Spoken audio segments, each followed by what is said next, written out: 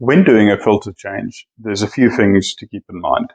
One, can you actually get your unit out of the cupboard and into a sink where it's easy to work and where you won't make a big mess? If not, definitely need something to put under it to catch the water. Two, do you have a spanner for if the housings are being a little bit stubborn?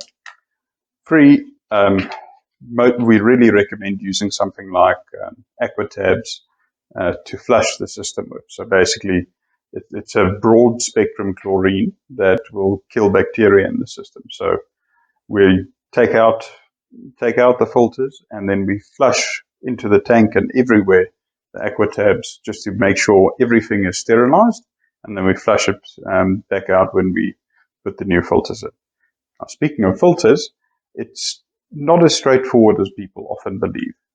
What you need to know and get advice on probably is which is the correct filters for you. For example, here where I stay, my biggest problem with the water is that I have a very high chlorine content. So I'm using a normal sediment filter for the first filter, but after the sediment filter, we then, instead of the normal carbon, which is a 300 gram iodine absorption, which is fairly universal and standard, we go for 1,000 milligram iodine absorption. And this one basically has almost 3 times the absorption capacity of this one.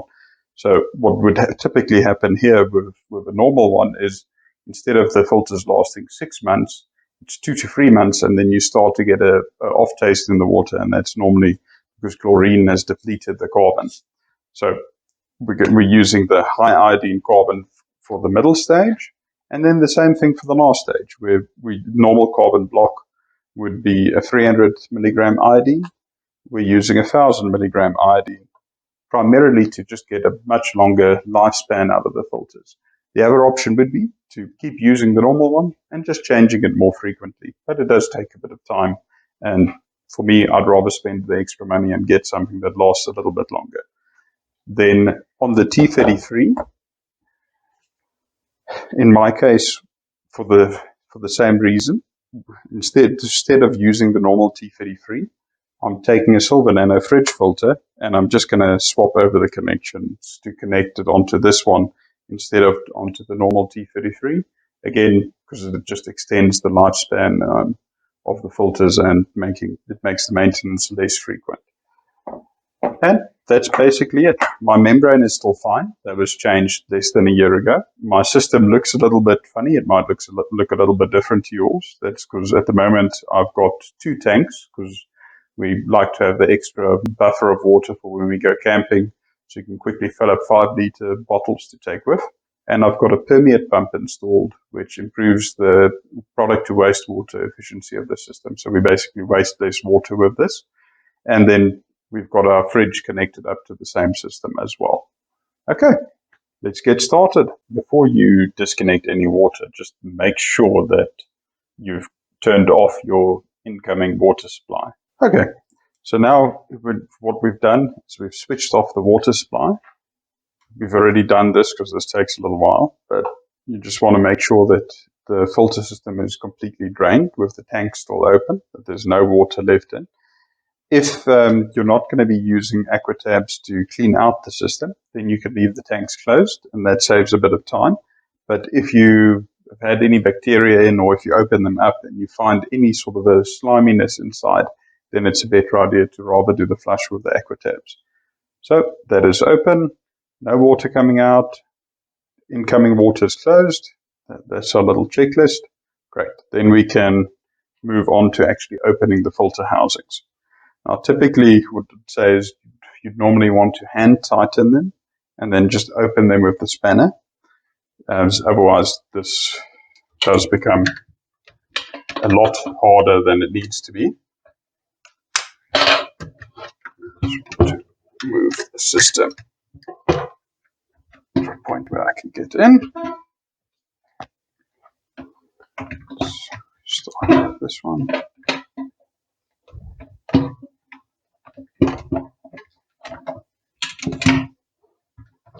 It's important, the one that you're opening, that you keep it over the basin, because otherwise you're going to have water everywhere. Empty that out. Okay.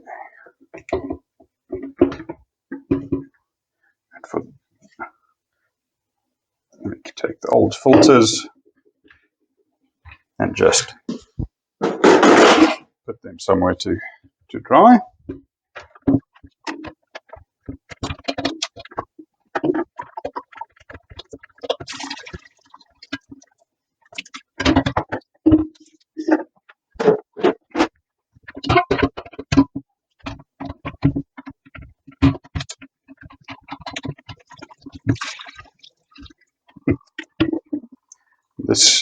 This filter, you can see, is still quite clean. It's definitely had a bit of work done, but it's not too bad. If you open up and you find that the first filter isn't that dirty, it is an option just to reuse it. In this case, I think we're going to replace it anyway. And then you can inspect the inside of the housings. Well, make sure the O-rings are still lubricated. Do they still feel good? These ones feel fine. First housing is nice and clean. Here where we are, we have a big problem with a lot of chlorine, but fortunately the water is physically quite clean. Here we've got a little bit of carbon residue, but we haven't really got a sliminess inside of the filter housings, which is ideally what you want. So the filter housings don't look too bad. Okay, then next step, we can just take Aquatabs. Let's take a single tablet, pop it into the housing there, and because we've got quite a bit of volume with a tank in that, and I want it to be a relatively high level of chlorine everywhere, I'm going to put an Aquatab in each housing. If you find, like in this case, that there isn't really a sliminess, a single Aquatab will do. If you find there's a bit of a sliminess, would recommend an Aquatab in each of the first 3 housings, and then actually in the membrane housing as well. So what we're going to do here, and if you have a sliminess there, you'd want to just clean it out with a cloth with Jig. In our case, the inside of the housings are still fine, so there's no need to do that. So I'm putting them back without any filters in, because the Aquatabs will deplete the filters. And so it's quite a high dose of chlorine you're giving. Okay, so now we've got the bottom 3 housings with Aquatabs in. Move that out of the way. Then a very important step is remove the actual filtration membrane, because whether it's a RO or a nano membrane, they're very, very sensitive to chlorine, and that means the Aquatabs would actually severely shorten the life and damage the membrane. So we're just going to loosen this end cap here, and with the T33 we're going to keep the old one on for the flush, so we don't deplete the capacity of the new one, which we're going to be replacing it with. Easiest for the membrane housing, if you need to get to it, is just unclip it a little bit, because it just gives you an easier handhold to be able to loosen the housing. Okay, then once we got the cap off, easiest thing is to take it with a pair of pliers to pull the membrane out. You'll see probably a bit of black in the membrane, and this is just from carbon dust. This isn't something to really be concerned about, but if there's a sliminess here, or if you look at the edges and it looks like there's like little colonies of things growing, it's probably time to change that membrane. But this one still looks okay. It looks like we could have flushed the carbon a bit better the previous time, but that doesn't look too bad. And then to take another one of our Aquatabs, just stick it in the housing, and then we can put the cap back on. And then reconnect the pipe. There we go. Now this T33 we're going to just leave in place. We're not going to do anything with that just yet. Then the next step is we just want to turn our water back on and actually fill the whole system with water again. We're going to use our tap here as an indication of when we get water all the way through.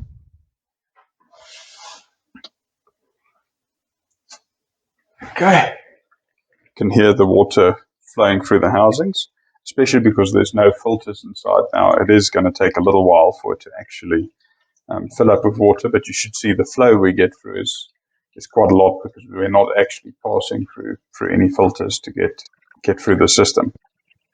And this process will take a few minutes, and then once it's filled completely, then we want to give it some time just to fill the tanks as well, especially if you're running with the aqua tabs. You'd want to give it about half an hour to actually stand with the chlorine through it. And then what we want to check is we want to check, are we actually getting water with a bit of a chlorine smell coming through out of the tap, and that should give us an indication on if we've gotten through everything, because that means it's actually saturated through this final T33.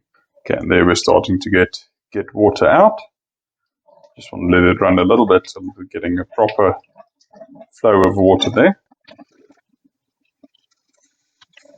And then I'm just going to close the tap there, and now we leave it for about 30 minutes to fill the tank. The pipes jiggling is just from the permeate pump, which the water is running through. Okay, now that the tanks are empty and all the AquaTab water is out of the system, then we can drain the water out of the housings and actually put our new filters in place. So now we go through this, basically the same procedure as we did a little bit earlier. Just going to close that one and move it out of the way. Something to watch out for that just happened on this one here. You can see there's no O-ring there. I took it out, and it's because the O-ring sat in here. If the O-ring feels dry, you can just use a little bit of normal Blue Seal Vaseline and just give it a little bit of Vaseline around there. Otherwise, nothing else should be needed there. O-ring also stayed behind.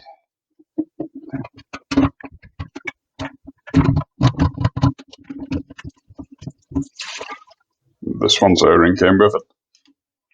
Okay. So it sounds like, it smells like most of the chlorine is flushed past this stage. So then we can just take our filters, starting with where your incoming water is. It'll be the sediment filter. Just put it in there.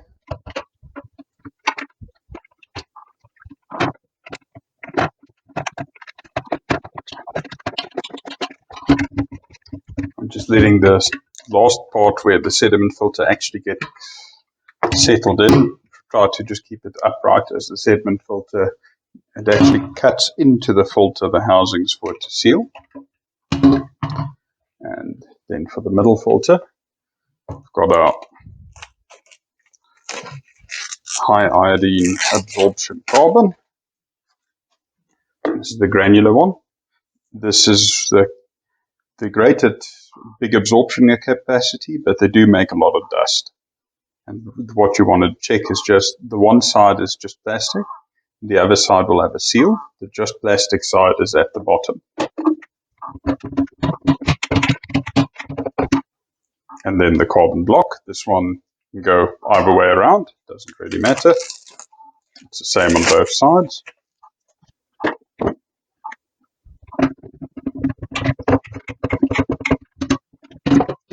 Back in the sink here. Then we're just undoing the membrane housing to put our membrane back. Just keep in mind that it will probably still have some water in there. So I'm just going to move it a little bit. Undo it.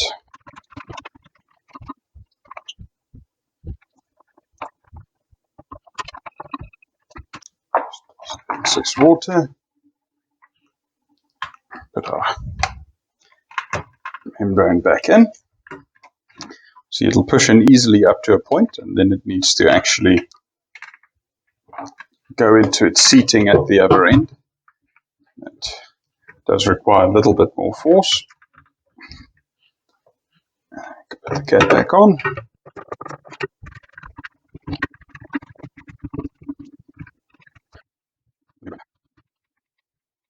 Okay. Now we still need to change the T33, but the other filters are in. But the reason why we're stopping here is we want to flush these first carbon filters first. So for that, we disconnected the outgoing side of this housing out of the bottom three housings. And then we want to lay the whole system down at an angle that we can run water through the carbon filters. Then, once they're in place, we open the water supply. This isn't an essential step, but it just extends the lifespan of the membrane as it's getting less carbon dust to deal with. Just waiting for the housings to fill up.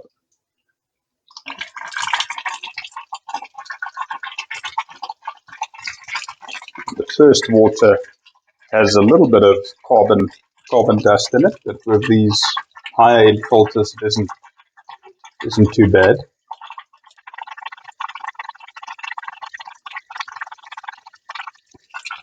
Okay, now that they're full, I'm just going to switch it on and off a few times just to cycle no pressure, no pressure, trying to get the loose carbon to release from the filter.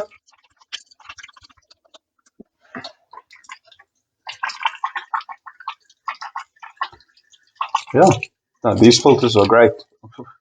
Almost no carbon dust, and we haven't flushed it a lot. With some of the less expensive filters, you do need to flush them for about 5 minutes or so for them to be okay. But these ones are ready to go already. Let me just close the incoming supply and reattach this pipe.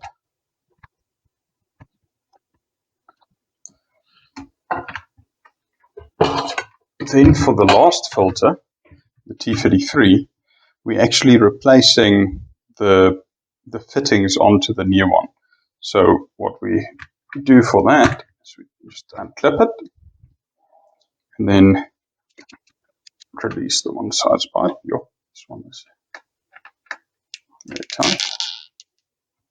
tight. Normally, if you tighten them by hand, you're okay to loosen them by hand. Occasionally you get one like that that's a little bit stubborn. So on the incoming side, there's a T-piece for the T33, and the other side is an elbow. Now, normally your seals you could just reuse, but sometimes you do need to thread tape the outgoing one. In my case, we're going to use the Silver Nano fridge filter. So I'm just going to take off the fitting on the one side, which is just a straight. And then I'm just screwing into the existing fitting here.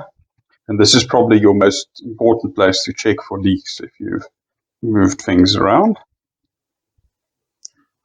And then if you're going from a Jacko fitting, which is these ones with the nuts, to a quick fitting, which is like the fridge filters typically use, or like this permeate pump and the other fittings are using, easiest way to do it is just push this a little bit back, and then you'll see it's made an indent there.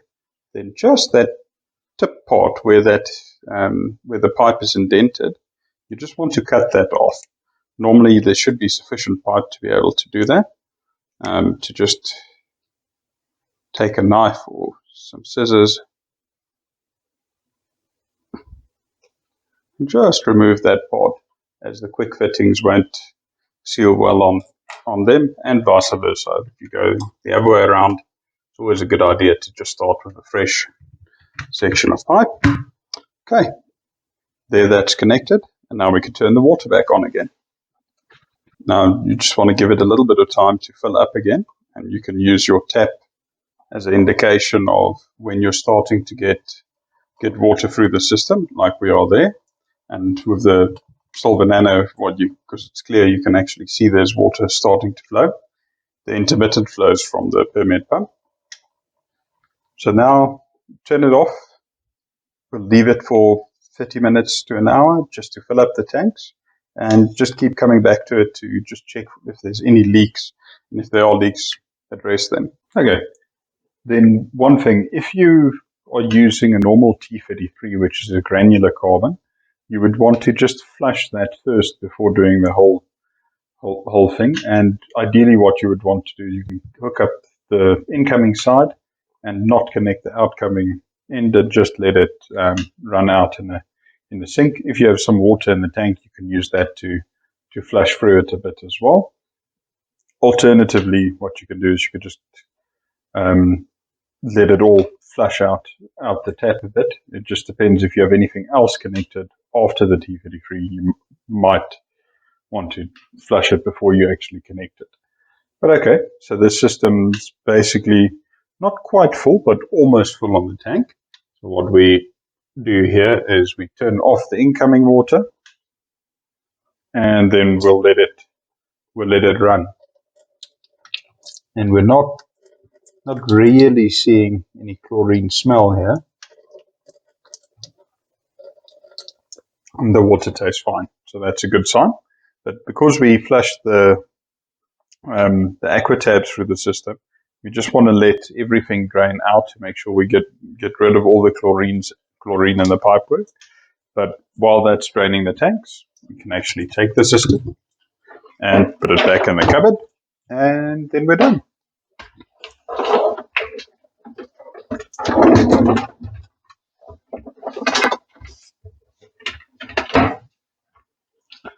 Then once it's emptied the tank, all you do is you close your tap, open up the water supply, and let the tanks fill up, but you can continue using it as normal.